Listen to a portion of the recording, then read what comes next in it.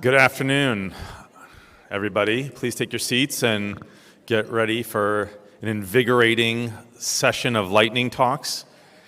These speakers are going to bring it and keep everybody on the edge of their seats. We're really excited for this session, some great talks. I'm Howard Rosenbaum. I'm from the Wildlife Conservation Society and a member of NYSERDA's eTwig. I'm really honored to be moderating this panel. We have a full-length talk to start, and then we have a round of lightning talks, and then we'll call all the speakers up for Q&A and discussion. So without further ado, I'm going to ask Yaeli Rosenberg to come and give her talk on evaluating the environmental performance of a newly designed ecological scour protection unit. Hi, everyone. Can you hear me okay? So I'm Yaeli Rosenberg. I'm head of biology at eConcrete, and I'll be presenting our project on evaluating the environmental performance of a newly designed scour protection unit. At eConcrete, we believe that it is possible to build infrastructure that meets the engineering requirements while creating opportunities to create and restore biodiversity at scale. We believe in enabling marine infrastructure to become nature inclusive. Our company was founded in 2012, where for many years we focused on coastal and intertidal solutions, and somewhere around 2 years ago, we started moving deeper into offshore solutions. We designed a cable protection unit for the Trans-Adriatic pipeline, where the functionality of the unit did not comprise its ecological abilities. In this project, we worked with the Spanish TSO, Red Electrica, to build nature-positive infrastructure for cable protection in the Canary Islands. This local Long Island project, our first offshore solution, the marine mattress, was deployed as protection for energy cables. This project, Vineyard Wind, our marine mattress was installed specifically designed to provide over-travelability, and it was installed in this eco-sensitive area. At a certain point, we started dealing with scour protection systems and the impact it has on the seafloor. We started an excessive R&D dealing with minimizing the volume on the seabed and increasing the ecological performance. We believe in a holistic approach where offshore infrastructure can be affordable, functional, and ecological. This is the core technology that enabled us to develop these nature-inclusive infrastructure. We changed the chemical composition of concrete to reduce the negative effect on larvae settlement. We increased the surface complexity to support the attachment of different organisms to the structure, and created adequate habitats to cover the entire life cycle needs of multiple organisms with different types of needs. We've applied our core technology to the design of a new scour protection unit. We aim to design the same scour protection system, but harness engineering and innovation to use less material, achieve the same stability, and create more habitats. The units are designed to interlock, what increases the complexity of the structure and generates a wide variety of voids and crevices that create the complex habitats. The specific design of the unit leads to higher porosity, which translates into less material needed for the same footprint on the seafloor, while increasing the habitat potential. The unit targets to increase efficiency of production and installation in offshore conditions. The dry cast technology allows for local production of thousands of units per day with a low carbon mix. To test the new scour protection design, we launched a pilot project a few years ago, 12 miles offshore Long Island. It was funded by the Bird Foundation with the support of DEC and Department of Energy. The study intended to evaluate the product's capability in real-life conditions.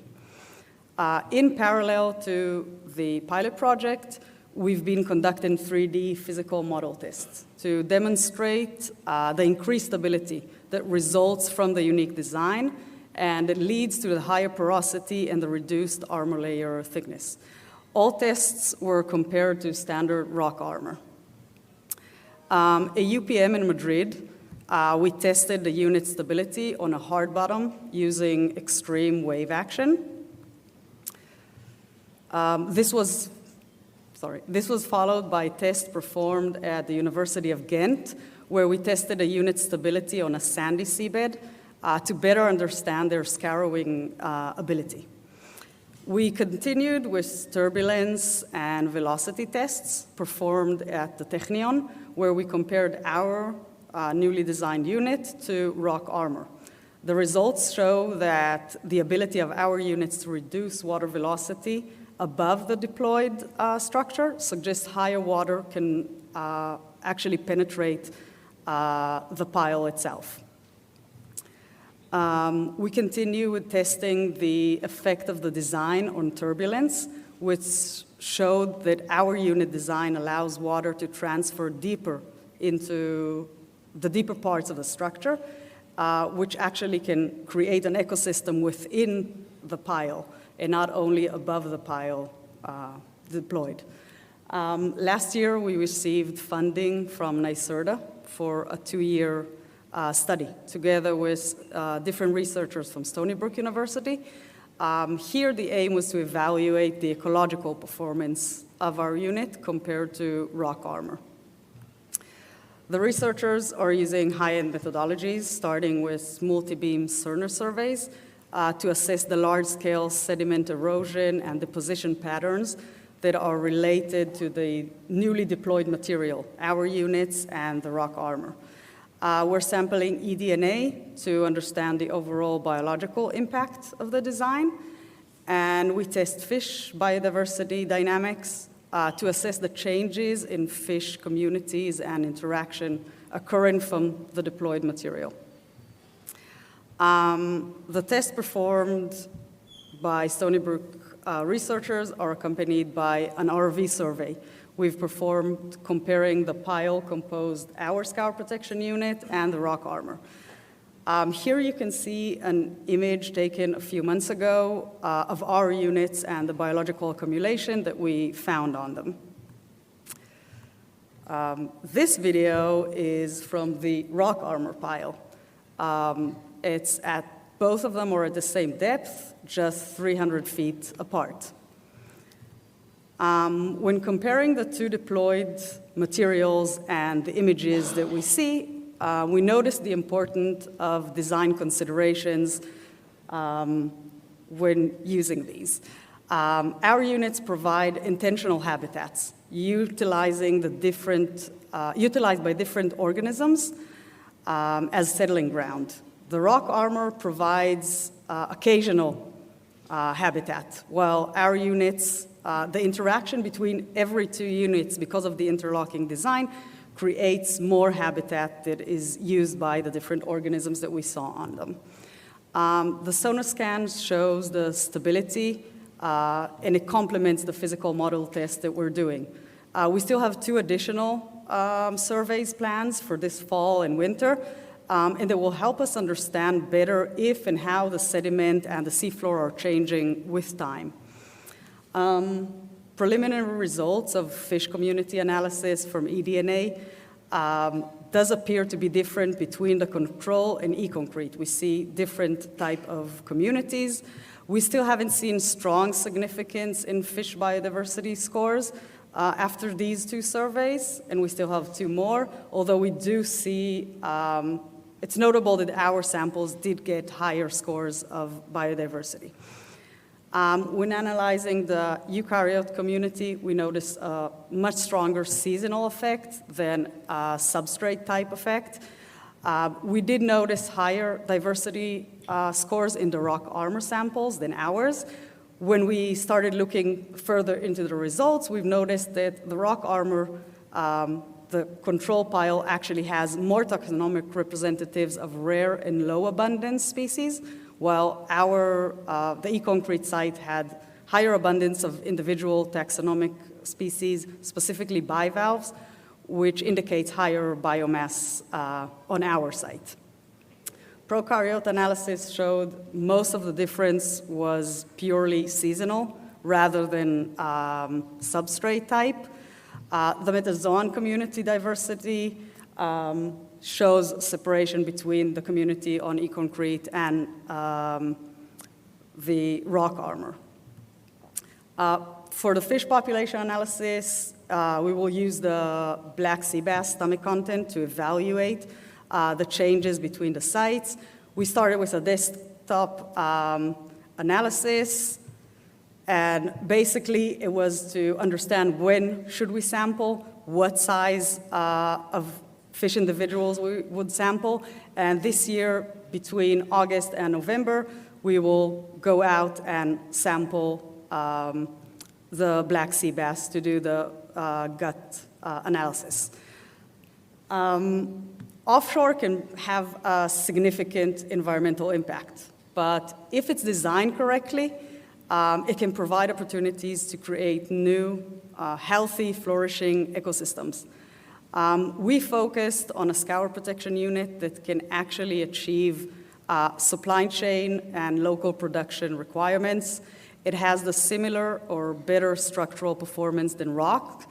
It increases habitat potential per volume deployed and supports motile and foraging species. Thank you very much for listening and for having us here.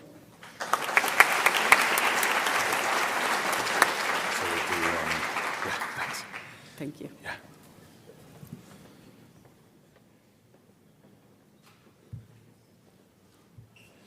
So now we move into our round of lightning talks, and we're pleased to have Chelsi Yanos, understanding and minimizing and mitigating impacts from offshore wind development on ocean resources and users. Chelsi.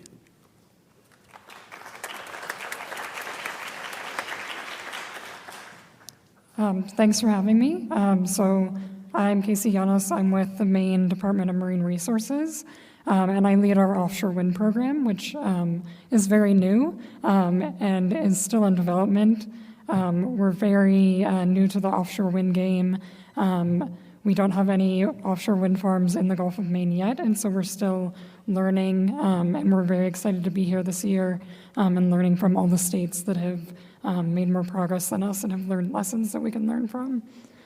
Our position on offshore wind is that we are working to understand, minimize, and mitigate impacts from offshore wind development on ocean resources and users.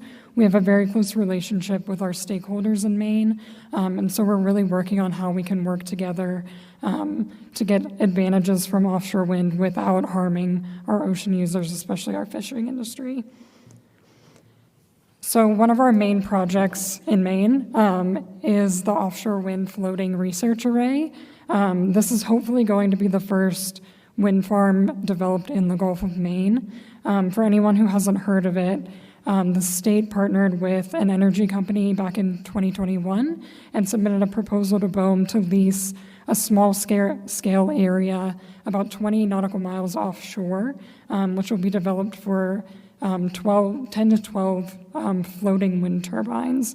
And this is to test new technology out of the University of Maine, which I'm not going to talk about because I'm not an engineer, and also to test what kind of impacts it'll have on the environment and ocean users, and use it as a small-scale test bed that we can then learn lessons from and evaluate before any large-scale development happens in the Gulf.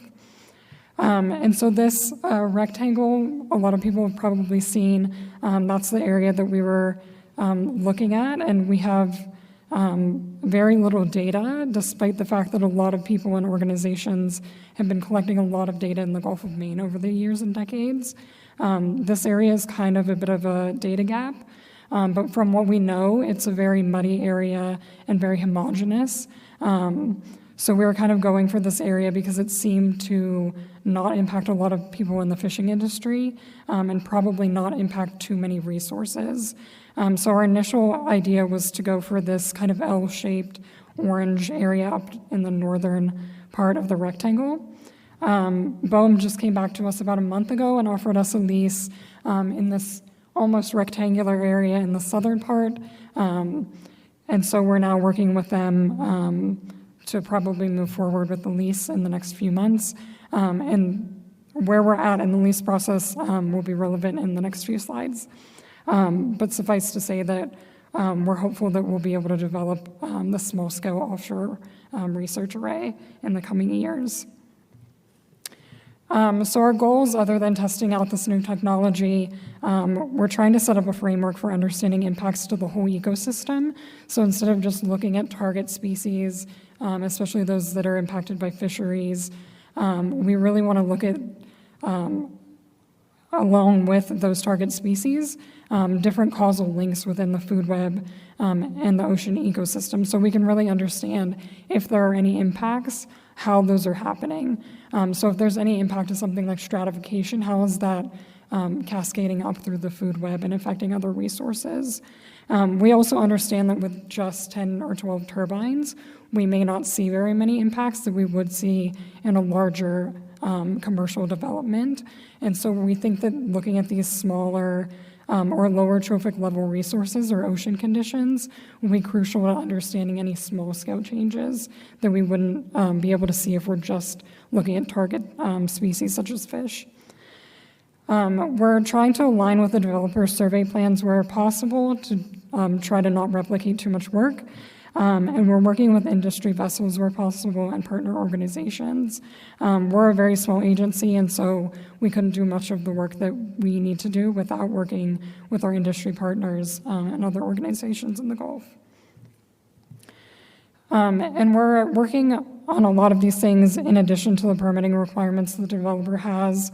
And we've developed a lot of our research questions based on the Offshore Wind Roadmap Fisheries Working Group. This was a group that the state of Maine convened early on in the process and got input from different people in the different fisheries in Maine to understand what their concerns were with offshore development.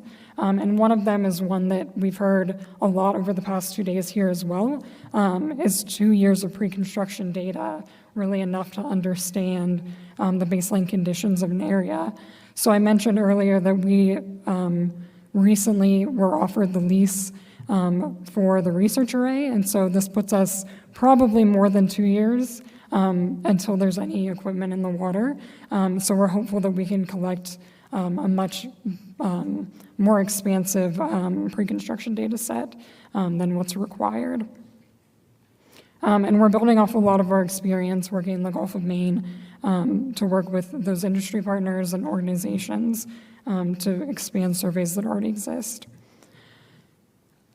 So we're using a before-after gradient design, and this is to look at not only what impacts it'll have in the area where the turbines are going, but also how far out those impacts might reach. And I won't get into it too much, but we try to design a number of strata that we can look at that go out concentrically so that we can understand if those impacts have far-reaching effects or not. And then we can adjust as we go over the next few years. We have other surveys that will probably go across north-south transects, such as visual wildlife surveys, and then other monitoring, like passive acoustic monitoring, that will be set up in a grid. And I think I'm running out of time, but this table I'll just leave up until the next person comes up. And these are our surveys that we have planned and the layouts that they follow. And we're still working on how all of these will come together. So I'd love to talk to anybody who has an ongoing research program and how we can learn from your efforts. Thanks.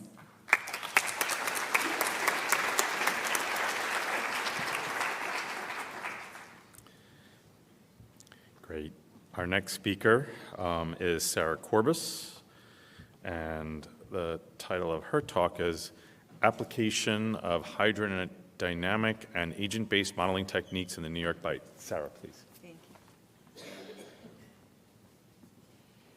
Good afternoon. Thanks for sticking around for the late day stuff here. So this project has been kind of long in going. I spoke about where we were on this 2 years ago at the previous State of the Science Conference, and I'm excited to say that the project is completed now, and the NYSERDA marketing team is doing all the reviews and things that they need to do in order to get this posted up on the website. And our partner, DHI, is also going to be hosting some of the animations and other types of large files that are hard for NYSERDA to host, I believe, on their website, too, in collaboration with NYSERDA. So that is coming very soon. I want to make sure we acknowledge folks who assisted with this project. We got data that were not all necessarily publicly available. Folks were willing to make data agreements with us and provide data we needed for these very data-hungry types of models. And we also had a technical advisory committee that supported the project and gave us input. So the project objectives were to look at developing spatially and temporally dynamic models using the oceanographic information that was available to us. Again, there was publicly available data and some data that we knew that developers and other folks who were collecting data might have and be able to share. And then also thinking about how we can use those data to get an understanding, along with observational data of animals, of how the animals use the habitat, what habitat features are important to them. You've seen a lot of talks about doing this type of habitat-based modeling. In this case, we're looking at dynamic rather than static modeling outcomes. And then we also wanted to look at what some of the sensitive variables were in those models. Then that will help inform what kind of long-term data collection we need, what variables to focus on, at what resolution we need them for learning more and being able to make better hindcast and predictive models in the future. I will say that the purpose of this project was not necessarily to develop a model that everybody would then use to decide where these animals are. It was more to evaluate what are the data that we have, how do those data translate to something that we can use to get good predictions, can we get good predictions, how much data do we need, which variables were important. So I will show you some outcomes. I wouldn't necessarily say you should run out and use that to specifically make your prediction about where animals are going to be in your particular project, but it's definitely worth knowing that as we have better and better data, we can also refine those models, and we can look to, as some of the speakers earlier have talked about, in forecasting rather than just hindcasting. If we know something about those environmental variables in the future, we can make predictions about where animals may be.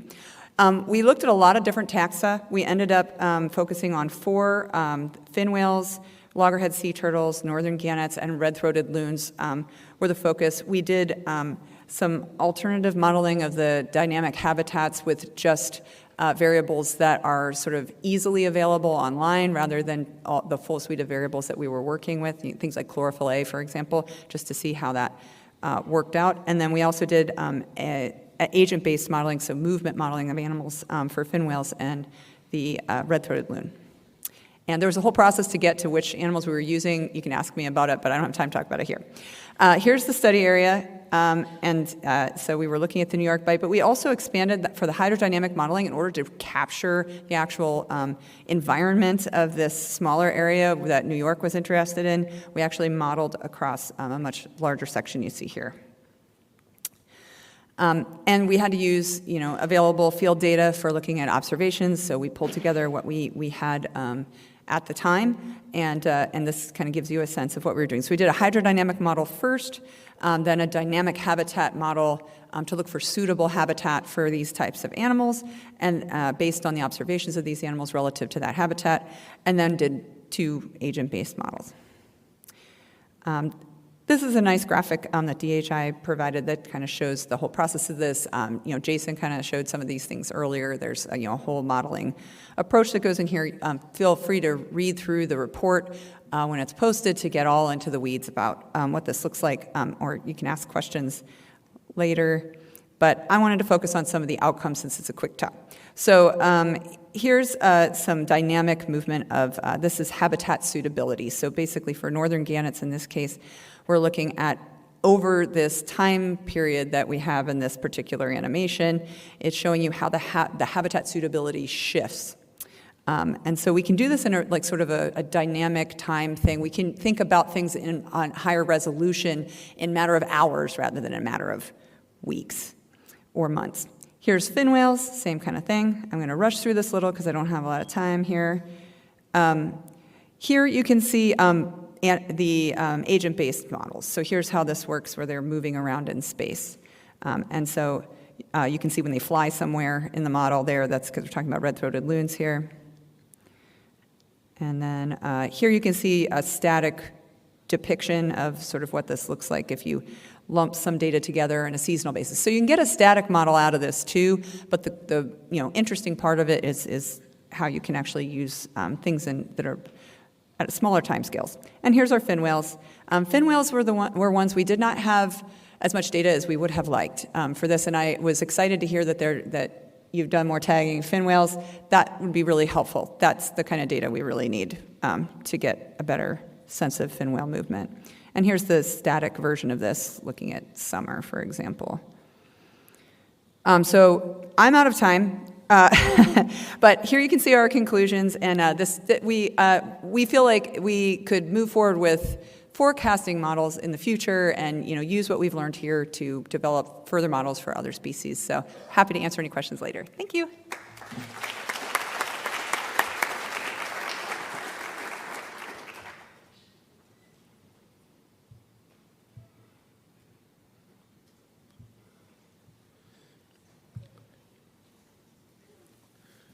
Moving right along, Cameron Bullen and co-authors will talk about a comparative analysis of LiDAR with alternate methods for assessing collision risk for offshore wind farms. Cameron.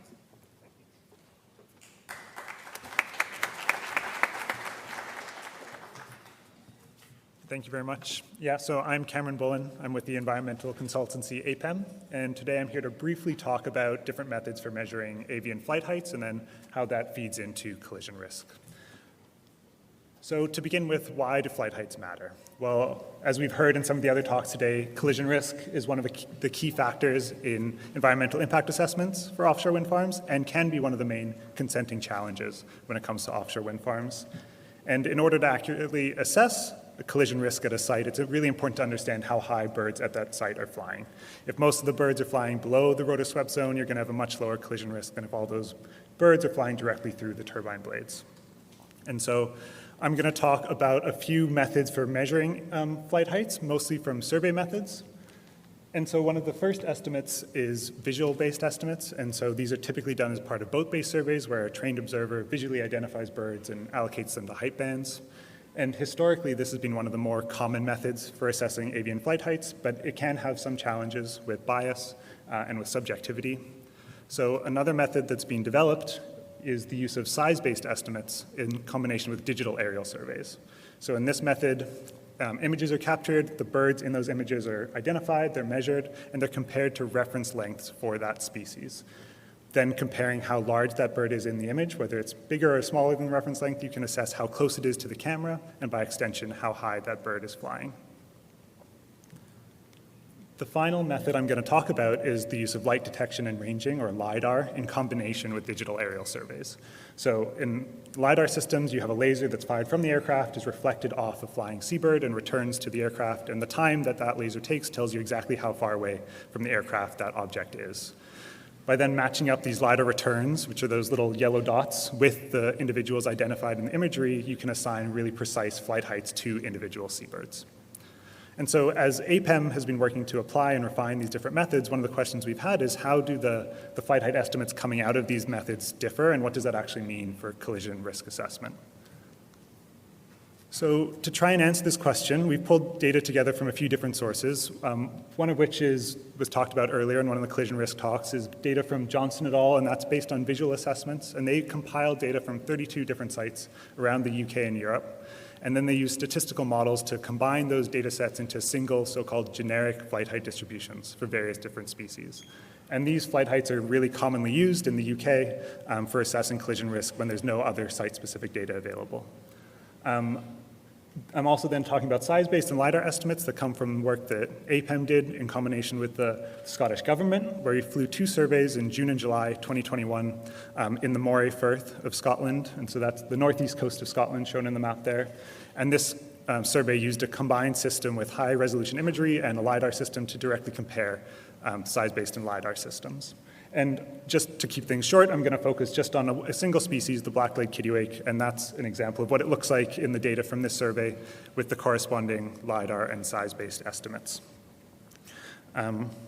Okay, so now looking at actually the flight height estimates coming out of these different methods. So here we're just looking at the estimate from the Johnson et al., that generic flight height distribution for kittiwake, and you see we've got the density above mean sea level, and so we've got a high density of birds flying just above the sea level, and then a long tail with a few high-flying individuals, and in this case, a mean flight height of 11.2 meters.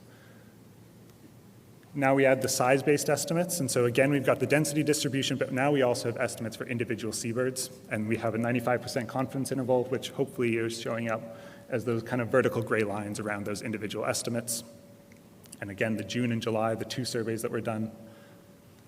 And then finally, the LiDAR estimates. And so again, we've got the individual points, but there's no uncertainty that's visible on these plots. The uncertainty for those estimates is on the scale of a few centimeters, so it's really just not showing up. And so the first thing I kind of want to highlight in these plots is that generally the mean estimates are fairly similar across these different methods, so they are performing fairly well.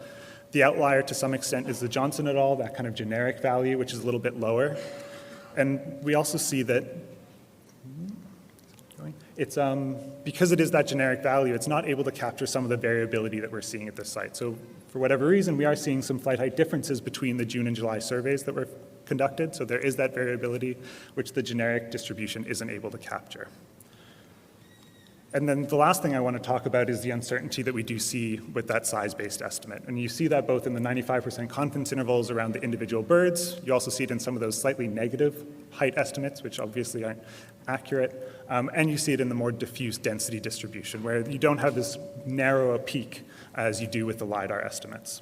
And that's ultimately driven by natural variation in body size of these individuals. With the size-based estimate, you're comparing the individual you measured to a reference length, and you don't know whether that individual is an average-sized bird, above average, below average, and that just leads to uncertainty in these flight height estimates.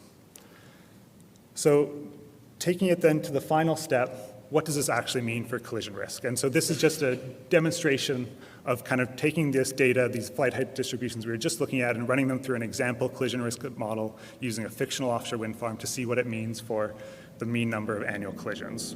And you see that the estimated number of annual collisions kind of broadly follows the patterns we were seeing in the flight height distributions themselves. We've got much lower estimate coming from that kind of generic distribution from the Johnson et al. And then also we're not seeing that kind of monthly variation that we see in the site-specific data. And then in that site-specific size-based versus LiDAR, we do see that the size-based estimates are higher, given that kind of broader distribution and also much more uncertain. And again, I'm running out of time. So just to conclude, hopefully this has just shown that an accurate assessment of avian flight height really is critical for assessing collision risk. And when you have uncertainty in your flight heights, that just leads to uncertainty or bias in your collision risk assessment.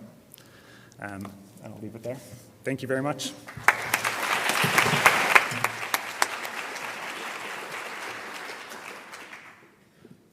Yeah, thanks to all the speakers. We're humming right along here. Keep those questions coming, some great ones streaming in. Our next speaker is Sarah Trabue, who's going to be speaking about collating acoustic and visual data for assessing humpback whale presence and the New York Bight, a case study. Sarah, please.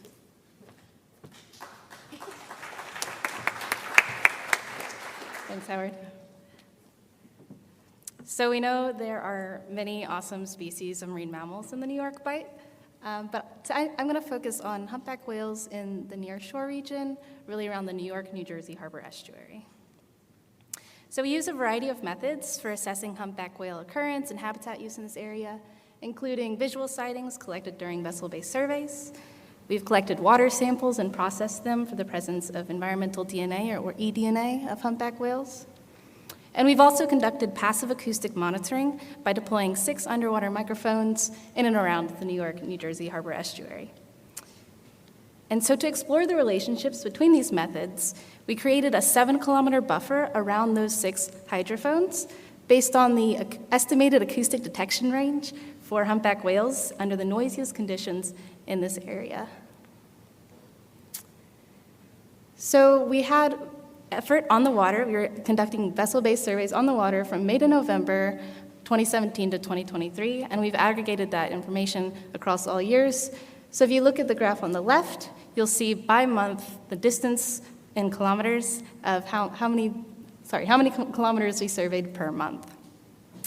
So the majority of our effort was focused from June to October, but we were on the water from May to November.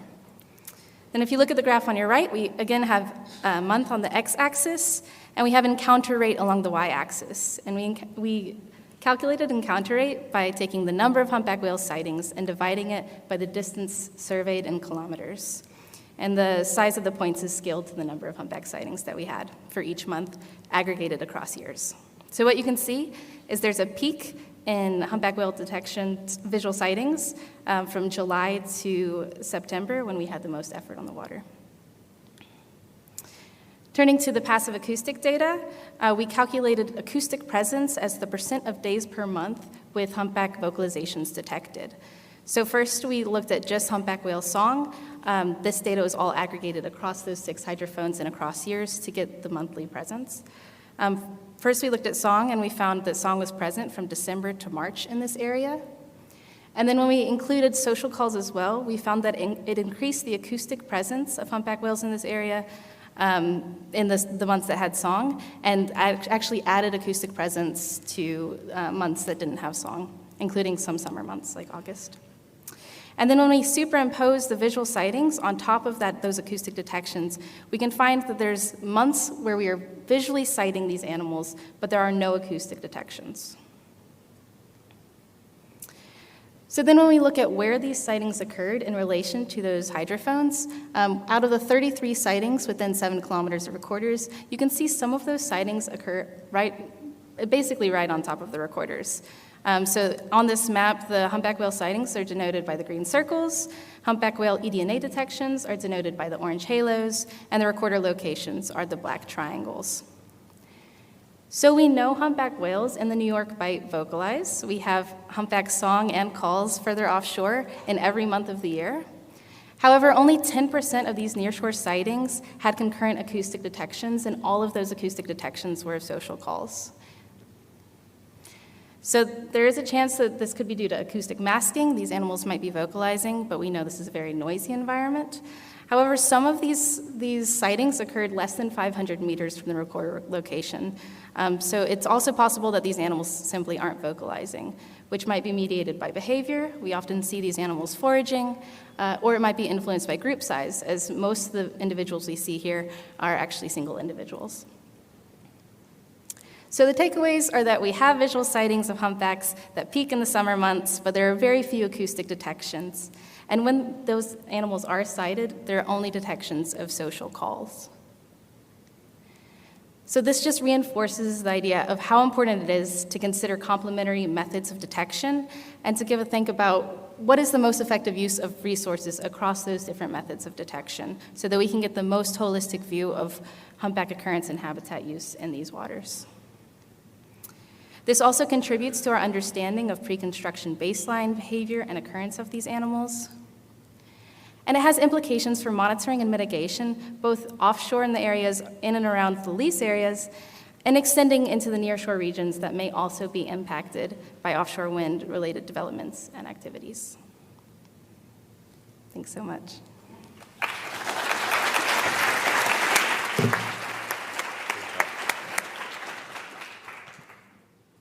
All right, the speakers are doing a fantastic job of keeping us on time here. There's going to be lots of times for Q&A. Our next speaker is Chelsi Napoli and co-authors. And Chelsi, I'll just get your title. Drone-based photogrammetry reveals differences in humpback whale body condition across North Atlantic foraging grounds. Thanks. My name's Chelsi Napoli. I'm a PhD student with Leslie Thorne. I'd like to thank my co-authors from all of our different collaborations. So as we've talked about today, we have humpback whales along the east coast of the United States. Humpbacks migrate from winter breeding grounds in the West Indies to summer feeding grounds all across the North Atlantic. Humpback whales are capital breeders, so they accumulate energy in the summer, and that fuels their ability to migrate and reproduce in the winter. So as we talked about extensively over the conference, these migratory areas and summer feeding grounds overlap with areas of many anthropogenic uses, but of particular interest, these wind farm areas. And of course, current studies of humpbacks in these relevant areas can help establish baseline metrics before wind development occurs. So my research objective was to assess body condition of humpback whales in the North Atlantic. And body condition is really a proxy for health. So a fat whale is a successful whale. The more energy that a whale has, the more ability it has to migrate, and it has greater reproductive success. So the whale on the left is actually an actively entangled whale, so it's a pretty extreme example, but you can see that this whale is pretty skinny. And then the whale on the right is another humpback whale, but it's much more rotund. It has a lot of energy on it. It's much healthier.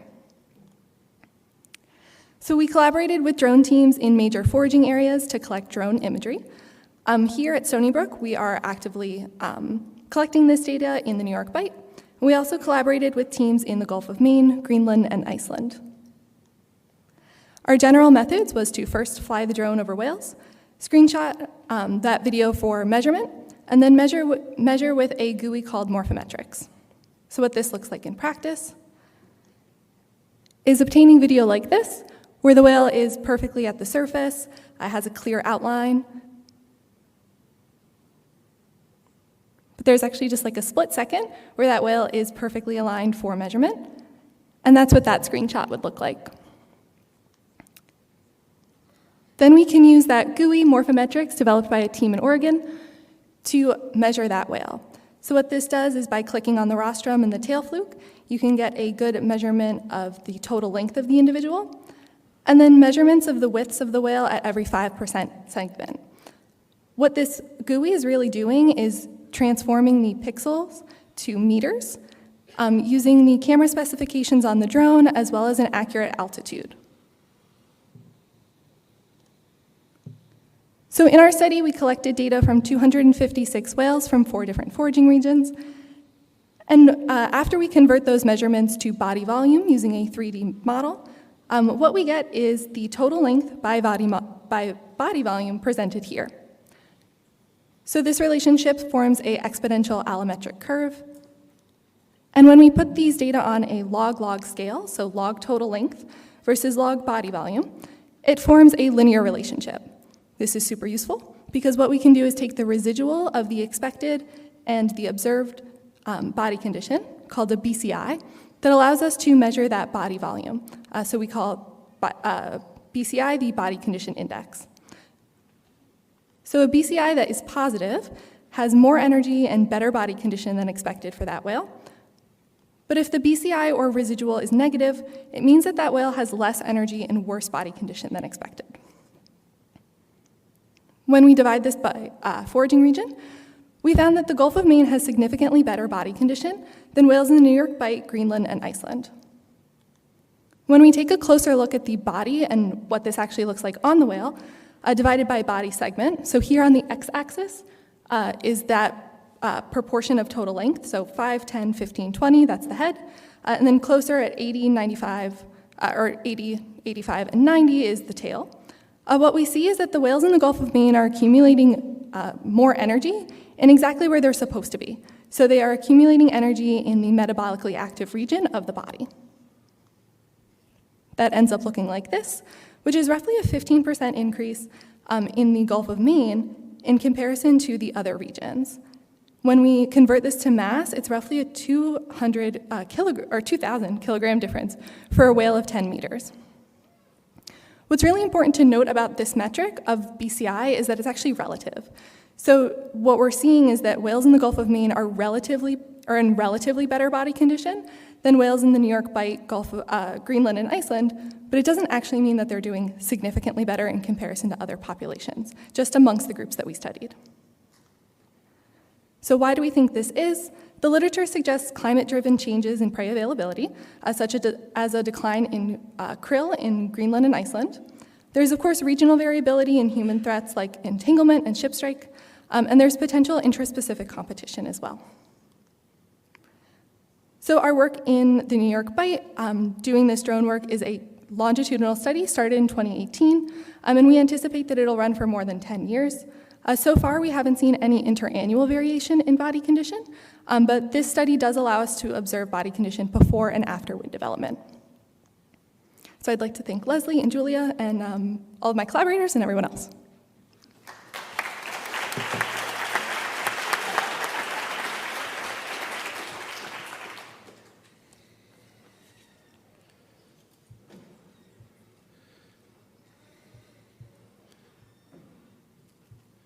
And Leslie, to close out the presentations, evaluating drivers of recent large whale strandings on the east coast of the United States. Leslie. Thank you, Howard. So I'm going to talk about some recent work done along with my co-author, Dave Wiley. And I think it's probably not news to anybody in this room that there's been a great deal of interest in large whale strandings on the East Coast in recent years. This has resulted in a lot of media attention, which is focused on a purported link between offshore wind development and large whale strandings. So our objective in this work is to look at spatial and temporal trends in strandings relative to different potential ecological and anthropogenic drivers. The strandings response in the U.S. is coordinated and standardized under the Marine Mammal Protection Act, and this has resulted in the National Marine Mammal Strandings Database, which provides information on the species and location and date of strandings. And in addition, there are annual reports on mortality and serious injury, or MSI, that provides more detail on the cause of death for a subset of strandings for which that can be determined. So these two sources of data are really important for looking at patterns of strandings quantitatively. So this figure on the right here is showing different species of large whale and when they're stranding in different time bins. So you can see humpback whales in the green there are stranding the most frequently. There has been an unusual mortality event, or UME, for humpback whales since 2016. And we focus specifically on humpback whales, both because they're stranding the most frequently, but also because it's really difficult to look at drivers when you're looking at species with different prey species and habitat use if you try to look at them in aggregate. So we looked at humpback whale strandings from 1995 to 2022. So first of all, looking at spatial patterns in stranding. So the figure in the top right here is showing data from before the UME, and in blue is showing data since 2016 during the UME. And down below is just showing the percent change in strandings in those different states. So the states are going from north to south here as you're going from left to right. So you can see that strandings have increased in particular in mid-Atlantic states, so particularly from Rhode Island to Virginia. Vessel strikes and entanglements in fishing gear are major threats facing large whales globally, and these cause significant causes of large whale mortality. So we focused first on these two factors. So first of all, looking at MSI due to vessel strikes, we found that there was about a threefold increase during the UME compared to before. MSI due to entanglements increased, but not significantly. And while the number of necropsies increased during the UME as the number of strandings increased, the percentage of stranded whales that were necropsied did not increase during the UME. This figure over here on the right is focused on vessel strikes, and again, with the states going from north to south. And you can see what I've highlighted here is that increases in vessel strikes were the largest in New York and Virginia.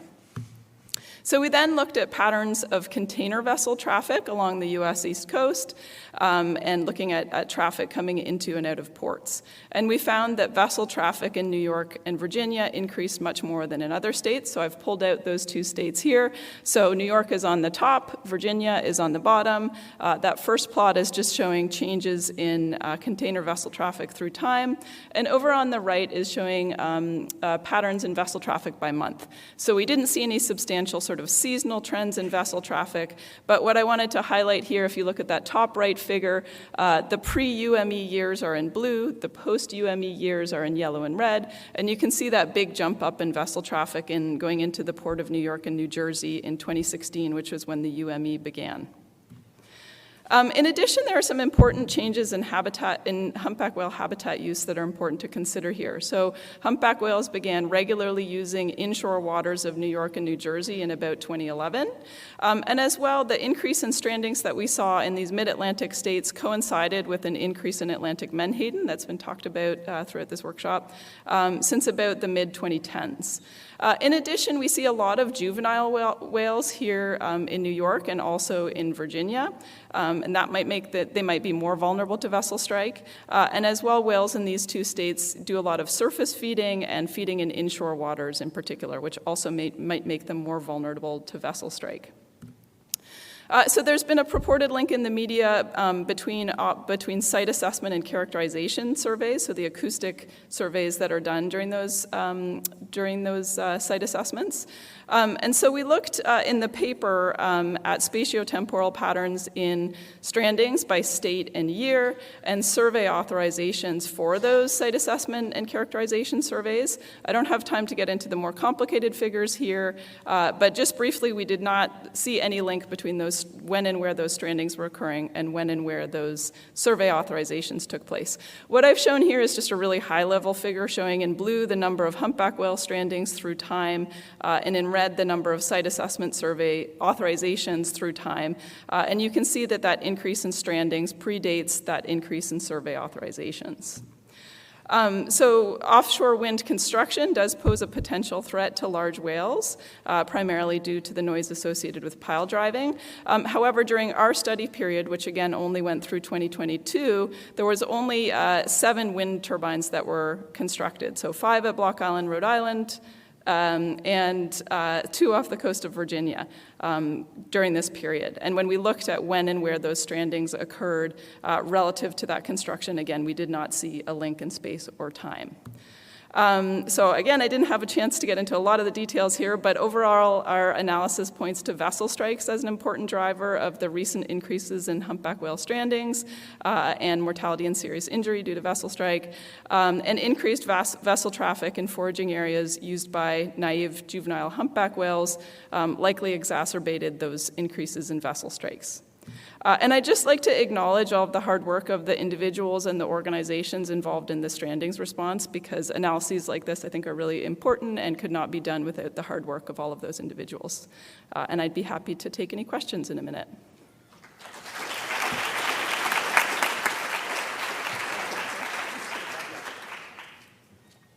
All right, I'd like to invite all of the speakers up to join the panel here. We have a lot of questions, a lot of great questions, so bring your A game. So, I would expect nothing less of this panel, right? So I have to, step up my game here with some, there's a lot of questions. And I guess, Kate, can they answer these afterwards as a panelist, or is that, yeah. So we won't get to all of them, but we're gonna do our best to hit some of the highlights. We'll start with you, Yaeli. Yaeli, are you ready for the first question? Does everyone know how to use the microphones? We're all good? All right. Here's an easy one for you, Yaeli. Can you speak on the ability to trawl over the mattresses deployed over cables at Vineyards project? Fishermen who utilize mobile gear tend to dislike scouring due to heightened potential of gear snags. Thank you. Great question. The mattresses were actually tested for over-trawlability in according to the North Sea trawling standards. So it showed that they are able to support trawling and they're stable when over-trawling. Okay, great. We'll keep them going because I'm just going to cycle through the panel. So, Casey, can you talk about the list of planned research and when that monitoring will start?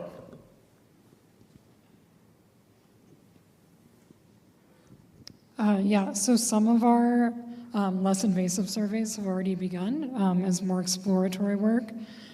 So we've been out there doing some plankton surveys, and some of that work has begun over the past year, mostly more of the logistical work to figure out how many tows we can do in a day, how long it takes to steam out to that area with the vessels that we have available to us. And then others were waiting for permits, which we're hoping to get all of that worked out in the next year or so. So we're hoping by this time next year to have a fully ramped up survey effort. Cameron, you're up next here. I just lost your question. Can you use the synchronized visible camera and LiDAR data to refine the size-based estimates of height to make them more accurate in cases where LiDAR is not available? Yeah, it's a great question, and you can do that. mostly in the context of the reference length that you're comparing those size-based estimates to. With the LiDAR data, when you know exactly how high that bird is flying, you can then, scale your measurement to get a really good estimate of the exact size of that bird. So it can improve your reference length that you're comparing the size-based estimates to, but it doesn't get away from the natural variability issue with the sizes of these birds, which, is always an inherent challenge with that size-based estimate. Sarah Courbis, now that you're done, what were the big challenges for you in building the agent-based models? Well, I would say that one of the big challenges is that they're very data-hungry types of models, and also I think sometimes there's an overemphasis on them for, like, they answer certain types of questions and they're good for certain types of questions, but they're not going to be a panacea to solve all problems, and there's many places, like Jason pointed out in his talk, where the static models are very important.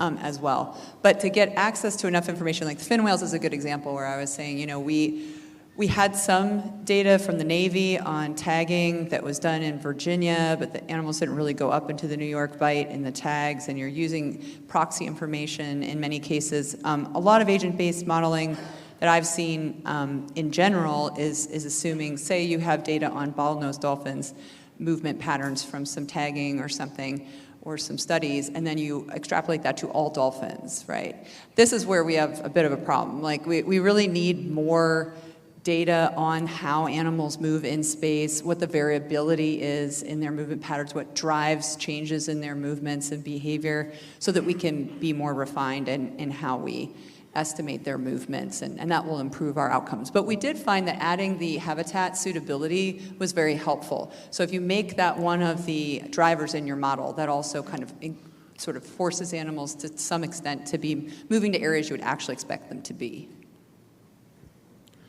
Great, thanks, Sarah. Sarah Trabue, why did you utilize the number of visual detections instead of effort?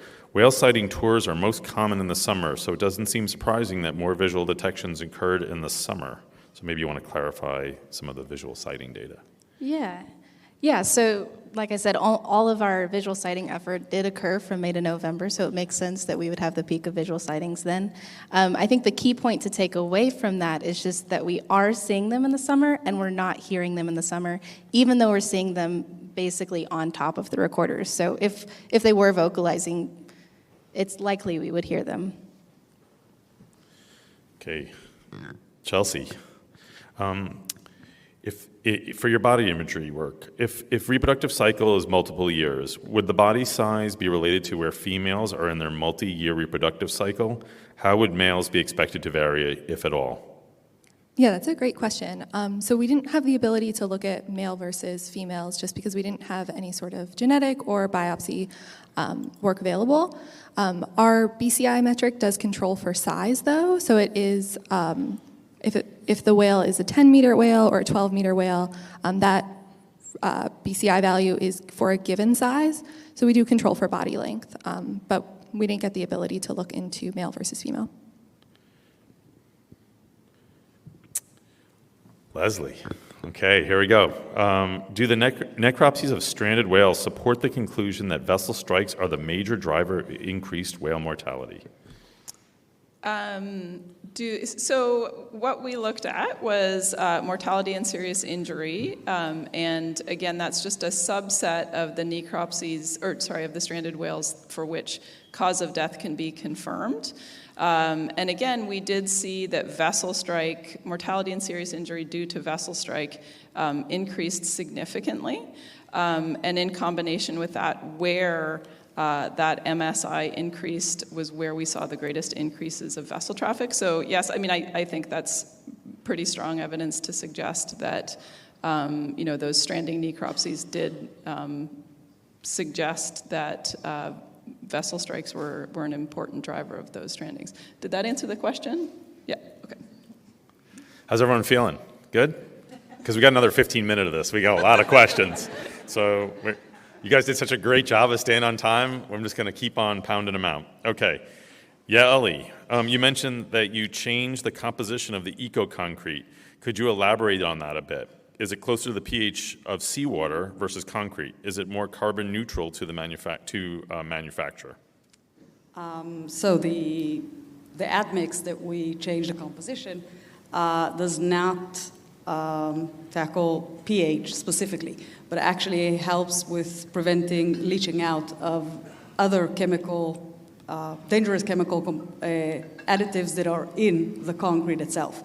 About the carbon neutral, it actually depends on the concrete mix that you use. So our products and admix complies with low carbon mix. So that's what we usually recommend using when you use e-concrete technology. Okay, let's stay with you for a minute because we're going to mix it up a little bit, keep it a little spicy here. Although the enhanced habitat creation may provide many positive impacts, are there any observed theoretical heightened risk of invasive species as well? Yeah, good question. And actually, that's a question that we look at every installation that we have. We always try and understand what are the ratio between invasive species to local species. And across all our installation that we monitor, we show that we actually are able to reduce the dominance of invasive species just by providing different type of substrate and habitat. So actually you open the competition and then invasive species are not the dominant one on the structure. But we can't avoid having invasive species. I mean, as long as larvae are in the water, they will settle, and we can't prevent them from settling on e-concrete, but we can help reduce their ratio compared to local species.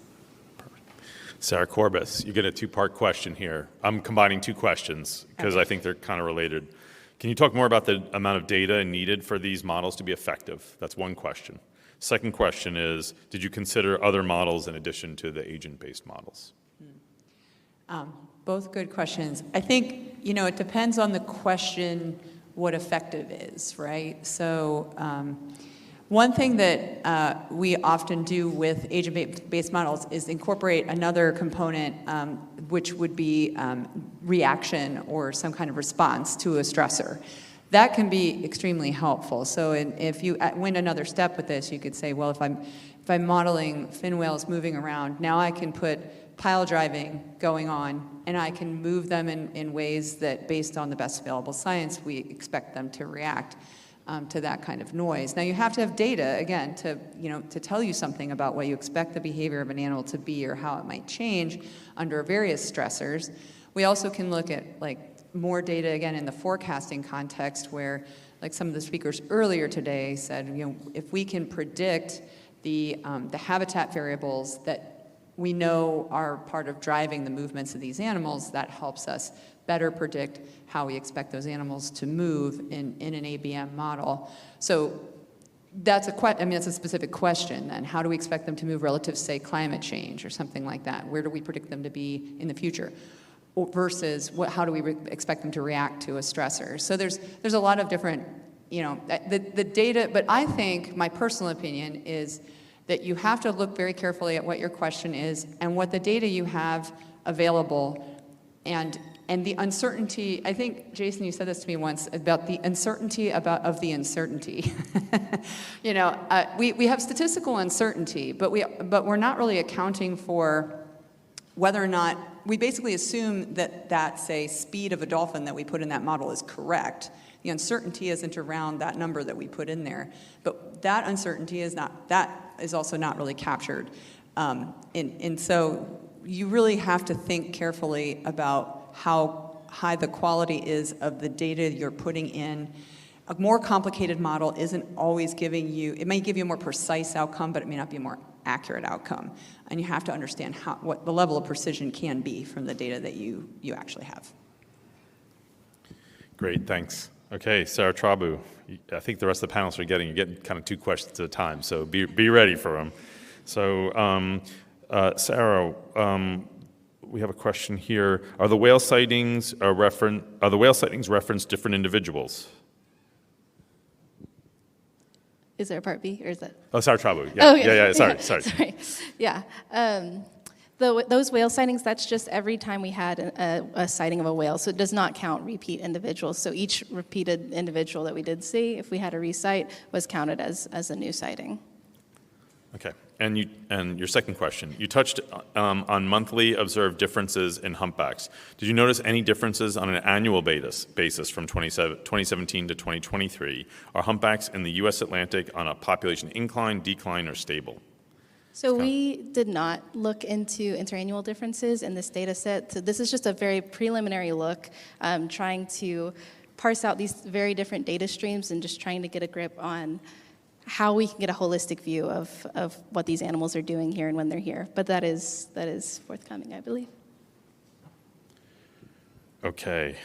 Chelsi, do you plan to look at how the relatively greater body condition of the Gulf of Maine humpbacks may lead to intra-population differences in fitness in the West Indies DPS, and what that might mean for population genetic diversity in the long term? That is a very cool question. I don't have any plans to look at that so far, but that would be awesome. Yeah. Okay. And do you know at the what age classes of animals, I guess this person means, you're sighting in each region? Iceland animal length look typically shorter and Gulf of Maine typically longer. Do you think life stage, pregnancy might be a factor in Gulf of Maine animals? Yeah, that's a great question. So we did look at just a course evaluation of juveniles versus adults, and our metric does control for body length. So we actually, the body condition index standardizes to body length, which is generally a proxy for age class, but we didn't see any differences between juveniles and adults. We specifically looked at that. We didn't have any sort of information on pregnancy, but if the whale is pregnant, it would be in better body condition anyway. But yeah, we didn't see any differences between juveniles and adults. Leslie, you're up. Any speculation as to why container shipping increased so much in 2016-ish? Is that when Amazon Prime really took off? Yeah, I don't think I'm going to be able to explain that in a huge amount of detail, except to say that this is part of definitely involved in broader changes to global shipping patterns. And one change that became really apparent during the pandemic was the shift in vessel traffic from the west coast of the U.S. to the east coast of the U.S. So for a time in 2022, and maybe even beyond that, the port of New York and New Jersey was the busiest port in the U.S. I believe it's gone back to Long Beach now, but that was a big change, during the pandemic. But I actually can't speak to why 2016 specifically. Yeah, that's a great question. And Leslie, while you still have the mic, can you provide recommendations to developers, states, and other entities who may have funds on how they can contribute to continued understanding of stranding events? Yes, well, I guess I would say just broadly that this work kind of highlights that there's still a lot that we don't know, right? Like just really basic information on baleen whales and humpback whales, even though they're the best studied, some of the best studied marine mammal species and arguably the best studied large whale species, we still don't know a lot about their basic distribution and habitat use. To what extent are individuals staying, in New York and in Virginia year-round? To what extent does their behavior in some of these key regions like New York and Virginia put them at risk of vessel strike? So I think there are a lot of really basic questions that we can answer and that we need to devote resources to. Great, thanks. Cameron, do you reference the LiDAR height relative to the ground or to the aircraft? Which data stream gives the datum or reference height, LiDAR or aircraft height, aircraft flight instrumentation?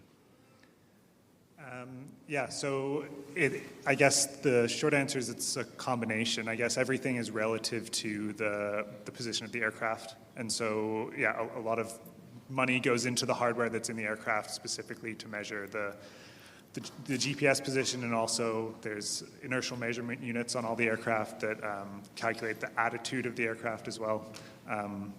So ultimately everything is relative to the position of the aircraft, where the laser is being fired from. But then the data can be calculated relative to kind of whatever datum you want. the ellipsoid height, the mean sea level, yeah, it's pretty flexible in that sense. Great. How's everyone feeling up there? Good? Because we've got another 5 minutes still. So we're going to keep going. Yaeli, could you speak to the design approach that could encourage highly competitive species like mussels to outcompete the rare species you mentioned, such that biomass is greater but biodiversity is lower than with typical scour protection? Maybe some of each is good. Yeah, so great question. And it's something that we've been, discussing broadly. What is good biodiversity? If we have a very high biodiversity score, but they're all invasive species, is that good biodiversity? On the other hand, if we have very low biodiversity score, but a very high biomass, is that better? Is that biomass local or invasive? So I think it's more about looking into the ecosystem and the ecosystem health as a whole, and not only biodiversity score or biomass, but assessing the entire different aspects of ecosystem health, the entire trophic levels. Does the biodiversity cover the entire food web, from large mammals to zooplankton? So we're kind of still trying to understand what is good and what is better, actually, and what is good. And I think the entire industry is still trying to find the answer for that. Great, thanks. Sarah Courbis, how did your sea turtle model turn out? Oh, yeah. I was thinking when I sat down, somehow I didn't have a picture of sea turtles in there, and I should have. Glad someone asked a question about it.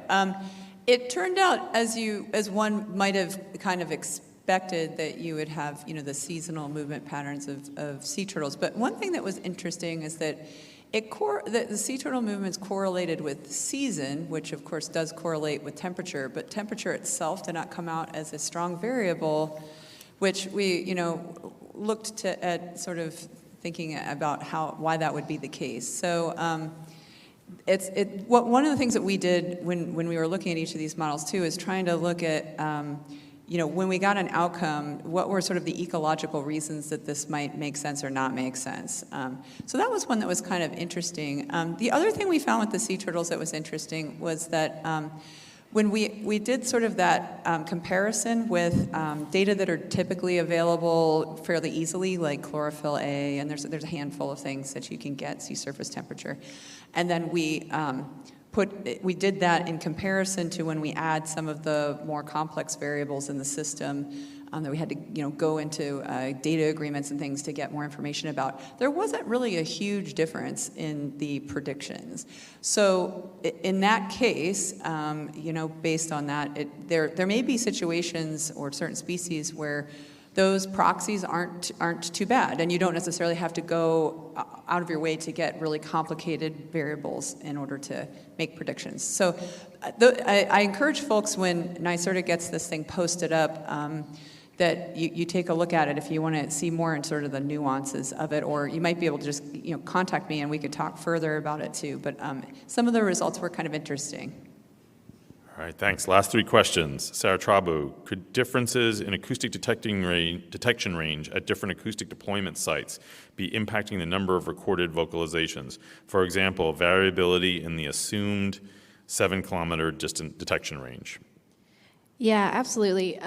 So we chose the 7-kilometer detection range because that was what Estabrook et al. Found in the final report for the passive acoustic monitoring survey for large whales in York Bight, and that was supposed to be, that is for the 95th percentile noise conditions, so the noisiest conditions for humpback whales. I do believe that was for humpback whale song, which is a louder signal than their social calls. So there is, that's something to take into account. I still think, though, because those sightings happened so close to the recorders, that it's still a compelling case that these animals, there's something going on. Either they're getting masked, it's that noisy, or that these animals are not vocalizing. Chelsi, you've got a few questions like this, but they're all in the same genre. Are you considering migration timing, distance from shore, any other variables? The question is lots of to explain similarities or differences between feeding regions. There are other questions related to like group size or culture and things like that. There's a slew of those types of questions, so please. Sure. Yeah, so we ran an ANCOVA. We included day of year. It was Julian calendar, so like July 1st, et cetera. And we also included year as a covariate and foraging region, et cetera. Essentially, day of year was significant, but that it was declining throughout the year, which I think was mostly based on the fact that what we saw was that the New York Bight and Iceland weren't accumulating any sort of energy over the course of the foraging season. One of the limitations of using day of year and in general in our study was that we didn't have exact arrival times or departure times. This was complicated by the fact that in the New York Bight and in Iceland, we're seeing overwintering of these animals, so they might not actually be arriving in the same way in traditional foraging grounds like the Gulf of Maine. So long story short, we did account for day of year and year.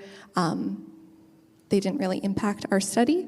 We also took a closer look at just September or just August and September and compared just those months of the foraging ground to get a more focused look, and we still found the same results, that the Gulf of Maine had higher body condition than the New York Bight and Iceland.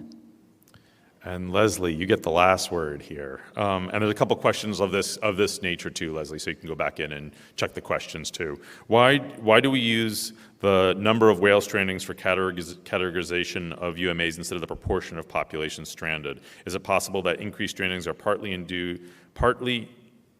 due to increases in humpback whale populations? So there's a couple of those types of questions around there as well.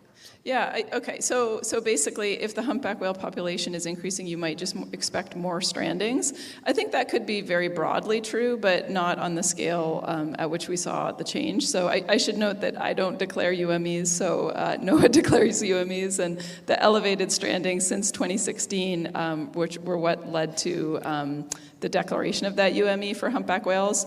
And I think you could see in some of the figures that I showed that there was a very marked increase in strandings in 2016. So I don't think that roughly, 3 or 4% population increase, per year that's been observed in humpback whales, I don't think it would account for that sudden jump. Again, I think it's the combination of all of these different factors that I discussed, but behavior changes in forage fish, changes in vessel traffic. I think it's all of those different things together. But in terms of looking at, I think it's difficult to look at strandings as a proportion of the population, in part because we, there's a lot of error around the population estimates. But I guess my shortest answer would be that I don't think those changes, would explain the sudden jump up in strandings in 2016. So thank you for a great set of talks and engaging panel discussion. Thank you all for great questions. There are still far more questions that we could get to. We could keep this going, but I'm standing in between you, the poster session, and alcohol, so that's a bad idea. So, and thank you all for hanging in there. Let's give a round of applause to all the speakers.